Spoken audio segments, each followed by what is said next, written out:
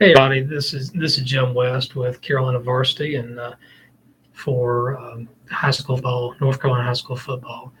Number one is Tarboro. Tarboro is loaded. They are the defending 1AA state champions, and I do believe that they are going to be stronger than ever.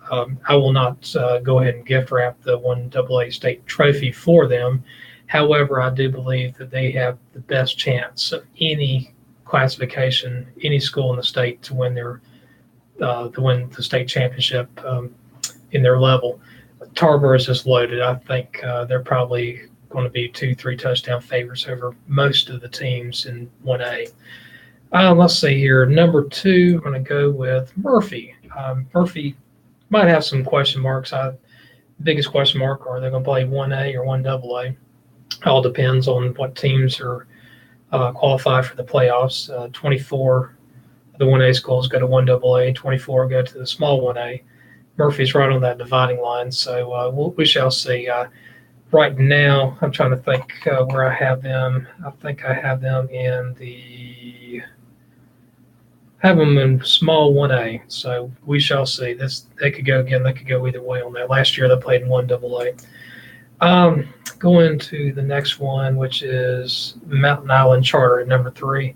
I think that team is loaded. I think they could go and win the 1A state championship. I think it's going to be between Murphy and Mountain Island Charter at this point about who wins the 1A state championship. Number four is Mitchell. Mitchell's also from the West. They're also small 1A. And right there with them, Murphy, Mountain Island Charter, and Mitchell, all those teams are just tremendously loaded. So we shall see. Should be a lot of fun. Number five I have is Riverside. I like their offense. They're a little bit of a plug and play. They have a lot of athletes, and I believe they're going to do really well come November and December. Number six, I have my alma mater, North Stanley. I think they're going to be the best team in the 1AA when it comes to in the West. We shall see, though. Some question marks out there, but North Stanley's getting a lot of talent. They're developing talent, and also some talent are coming in to that area. So should be interesting for North Stanley. Number seven, I have is Bessemer City. I think they had a really good season last year. I think they're going to have a great season this coming year. I think they're better than ever.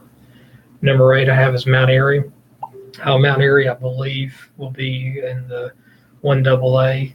They'll come out of the West. Right now, I think North Stanley, Bessemer City, Mount Airy, all three of those teams will be fighting to go to the state championship. I think they're all right there. Number nine is Washington County. And you might say, well, where's Washington County? Well, that's Plymouth and Cresswell. Those two high schools have consolidated. They'll be playing under the Washington County banner. I think right now that they're the favorites in the small 1A East. So we shall see what happens with them. Number 10 I have is Holmes over at Edenton. Holmes will be in the big one, be in the 1AA playoffs.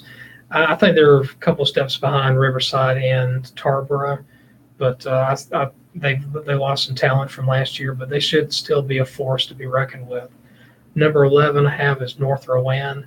North Rowan will be in the West, 1AA.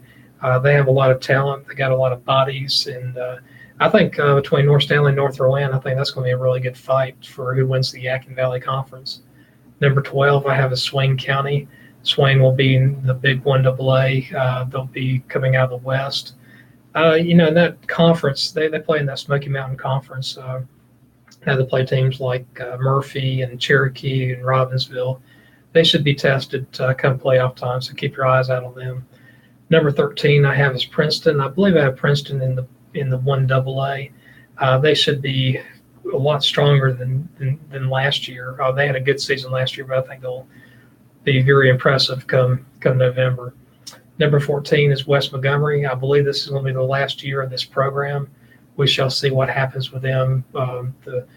The Warriors are always strong, or at least they have been strong in the last 12, 15 years, and I think this year will be a very exciting year. West Montgomery, North Stanley, and North Rowan should be fighting out for the championship in the Yadkin Valley Conference. Number 15 I have is Pamlico County. Pamlico will be small 1A. Could they beat Washington County? Yes.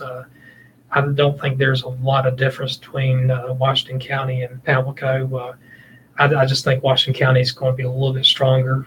Pamlico, they might have a little bit better chemistry because they have all their players played together for extended period of time. As Washington County, they're getting some kids from Creswell, so we'll see how that affects the chemistry of that program.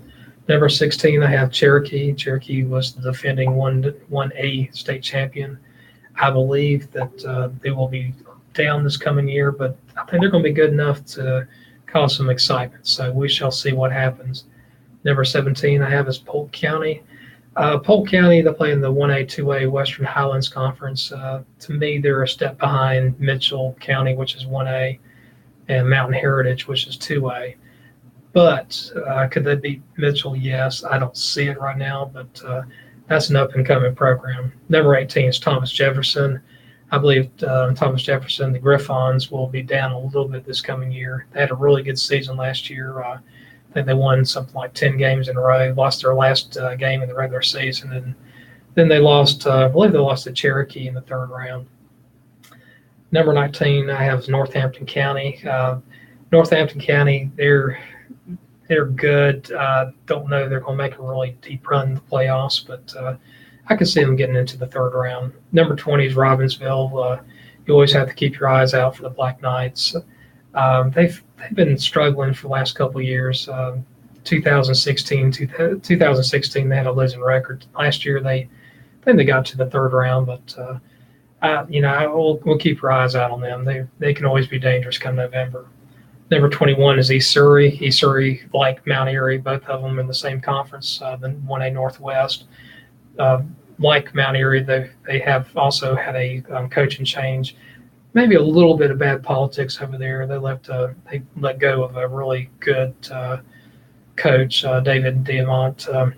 Coach was a great guy. He's been around for quite a long time, and he was let go at the end of the season, during the off season, and we'll see what happens on that. I think it's going to be a hard transition for that program.